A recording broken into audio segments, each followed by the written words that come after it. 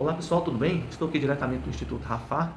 Hoje eu vou estar falando sobre hemoglobina glicada. Para que serve a hemoglobina glicada?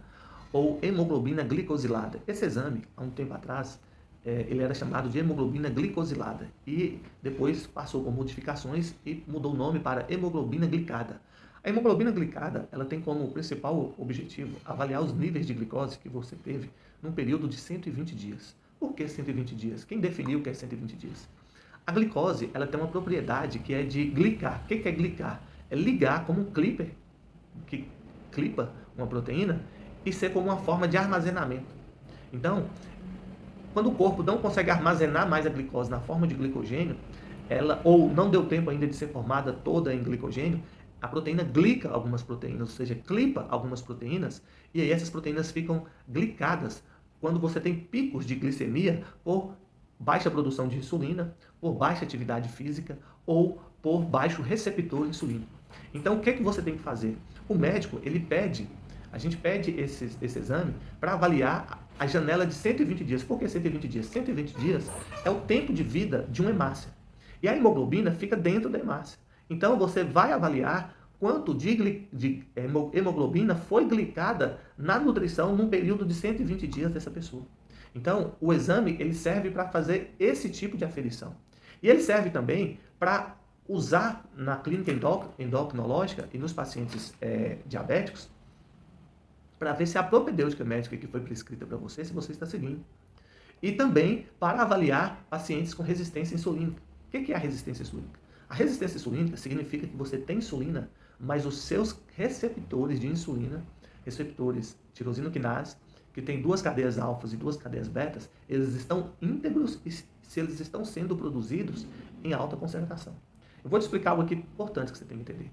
Quando você ingere um alimento rico em carboidrato, monossacarídeo ou polissacarídeo, esse carboidrato é liberado da forma ativa, que é a glicose, ou frutose ou maltose. Então, tem três tipos de carboidratos. Frutose, que é originado da fruta, correto?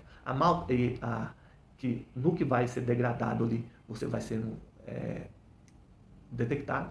Tem a galactose, que é vinda do leite, e tem a maltose, que vem dos outros monossacarídeos. Então, o que você tem que entender? O corpo seu tem que usar essa glicose e produzir uma substância que chama ATP, adenosina trifosfato, que esse ATP, esse fósforo, quando ele sai na forma trifósforo e é transportado numa forma de desidrogenação, ou seja, quando recebe um hidrogênio, uma molécula recebe um hidrogênio, recebe um fósforo, ou moléculas ou vitaminas como FAD ou NAD, que são proteínas transportadoras de elétrons, de carga eletrônica, isso produz energia.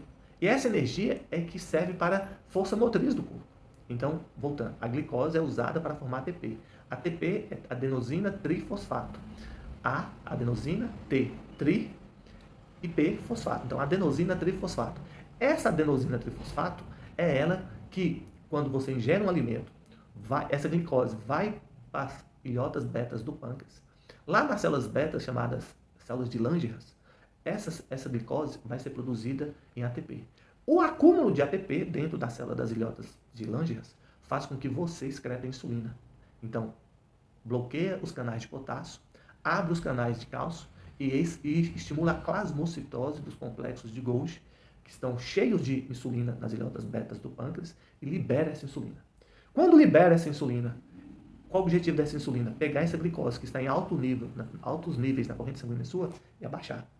Só que o que acontece? Se você estiver com um receptor de insulina danificado por acúmulo de gordura nas células, você está com obesidade, exemplo, periférica, com abdômen, circunferência abdominal elevada, no caso no homem, na mulher, o quadril, essas células do tecido periférico deformam os receptores de insulina. Então, na hora que a insulina vai ligar, é como se a chave e a fechadura, estou tentando achar algo aqui para representar, não der certo. Tipo isso aqui, ó, tem que ligar aqui. Danificou, passa demais ou passa de menos, não consegue dar liga, e aí o que acontece? O receptor não abre, não manda sinal para que essa glicose seja capturada e você possa absorver essa glicose para produzir essa glicose em ATP, em energia. Então fica esse excesso de glicose lá na corrente sanguínea, sem o que fazer, parada lá, esperando a insulina ligar nos seus receptores para que abra e pegue essa glicose e põe ela para dentro. Então, como isso não acontece, essa glicose em excesso lá começa a glicar as proteínas. e vai glicando. É como se fosse isso aqui, ó. Vai produzindo vários... Estou pegando esses clipes aqui. Cada clipe desse aqui vai ser uma glicose que glicou uma proteína. Essa proteína aqui está glicada. E aí, essa proteína também vai perdendo função. Então, o excesso de proteína glicada por glicose também perde a função da proteína. E aí, muitas vezes, isso acontece no vaso sanguíneo de quem é diabético. O vaso sanguíneo tem que fazer isso, ó. Tem que ter mais complacência, ó. Tem que abrir e fechar. Exemplo, o paciente deitou de lado, relaxou. O paciente levanta, ele fecha um pouco para adaptar a pressão sanguínea, o paciente mudou a postura corporal. Então, quando, de tanto glicar essas proteínas, a proteína fica rígida. E aí, o que acontece? Os vasos perdem complacência. O cristalino é assim, ó. Imagina a minha mão aqui, ó. Vou virar aqui, tá vendo? O cristalino vai estar aqui. Você enxergar perto, o cristalino faz isso. Ele dilata, tá vendo? Ele fica mais plano, você enxerga perto. Aí você quer enxergar longe, o cristalino abre. Então o cristalino lá no globo ocular, ele faz isso, ó. Ele adapta, é uma lente adaptativa. Com o excesso de glicose, de hiperglicemia, o cristalino fica rígido. Fica só num posicionamento, fica assim. Aí na hora que a pessoa vai ler, ela lê assim, ó. Ó.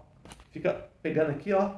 Ó, e levando aqui, ó. Chama síndrome do braço curto. Por quê? O cristalino está perdendo a complacência adaptativa visual, porque pelo alto índice de glicação das proteínas do cristalino.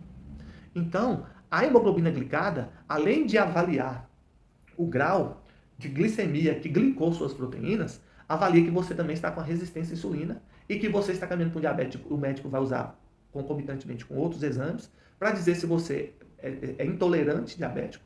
Hoje está diminuindo essa expressão, está usando a expressão como resistente insulínico, ou que você é diabético tipo 1 ou diabético tipo 2. Geralmente, quem é o paciente com resistência insulínica, ele tem maior predisposição de desenvolver inicialmente o diabetes tipo 2, que é essa resistência.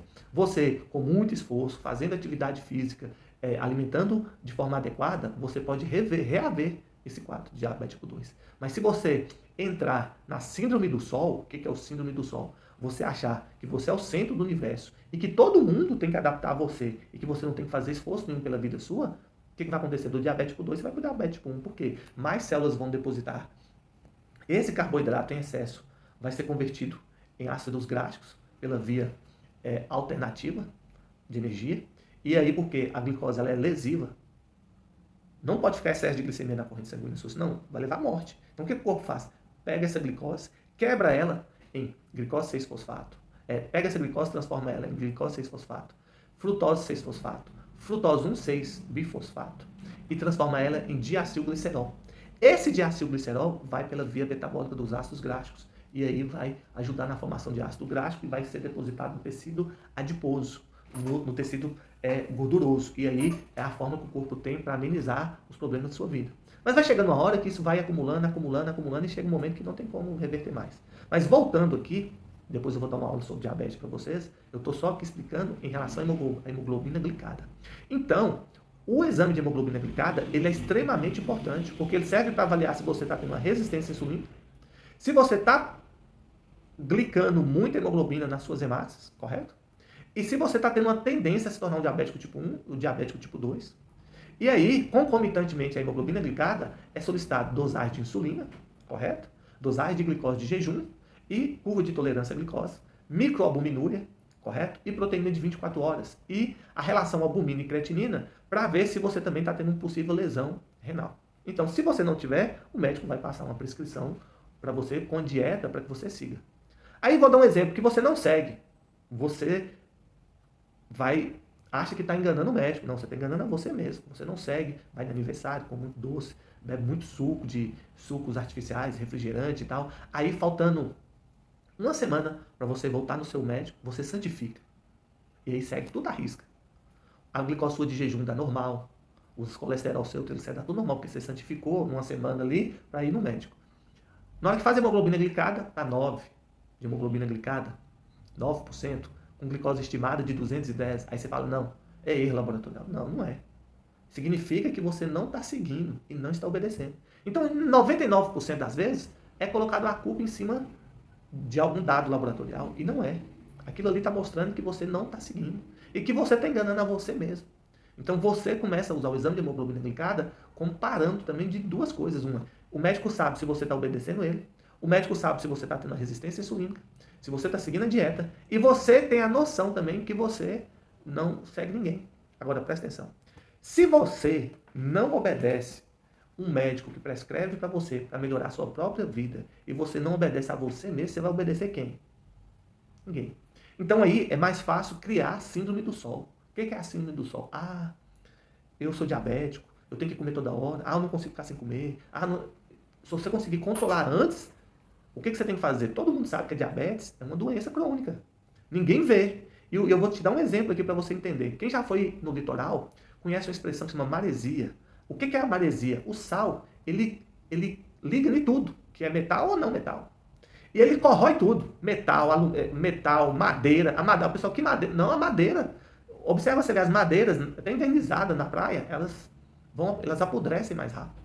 Então, no litoral, os metais, os minerais, tudo desfaz de forma mais rápida pelo poder do cálcio, pelo poder do sal. A salinidade deteriora tudo, quebra tudo. Então, a glicose, a hiperglicemia, ela faz a mesma coisa internamente. Eu estou figurando isso aqui para você entender. Então, você tem que tomar o cuidado de não deixar a sua glicose elevar e seguir a prescrição médica correta, os medicamentos corretos, para que você não glique mais hemoglobina. Ah, Marden, e a frutosamina serve para quê? É um paralelo da hemoglobina glicada. A frutosamina é para medir os níveis de açúcar, que não é glicose, mas é frutose, correto? Então, você tem que usar de forma correta e saber que o exame de hemoglobina glicada é um parâmetro de vigia médica, sua própria, e que se você está desenvolvendo uma resistência insulínica, ou se você está tendo uma resistência insulínica, ou se você está tendo destruição de receptores de insulina, ou não está produzindo receptores de insulina, ou está tendo um acúmulo de colesterol nos tecidos periféricos, está danificando esses receptores e levando você a um quadro pré-diabético ou diabético. Então está aí, espero que eu tenha te informado. Qualquer dúvida, me mande uma mensagem, um cartão, se você tem alguma dúvida em algum exame, eu estou à disposição para te ajudar. No canal tem o meu WhatsApp, você vai falar pessoalmente comigo, eu vou estar te ajudando. Agora eu quero deixar claramente que, às vezes a pessoa manda o exame para mim sem nome, sem data de nascimento, sem sexo, o dia que fez, qual a validade daquele exame. Se você me enviar o exame dessa forma, eu não tenho como te ajudar. Por quê? Porque eu não sei se é você mesma. E outra, se você for enviar assim, não manda, porque você não confia em mim. Então eu não tenho nada para te ajudar dessa forma. Então, quando envia, gente, eu vejo, apago, deleto, não tem informação nenhuma. Meu objetivo aqui é estar ajudando vocês e colaborar com a vida suas. Até o próximo encontro. Até mais.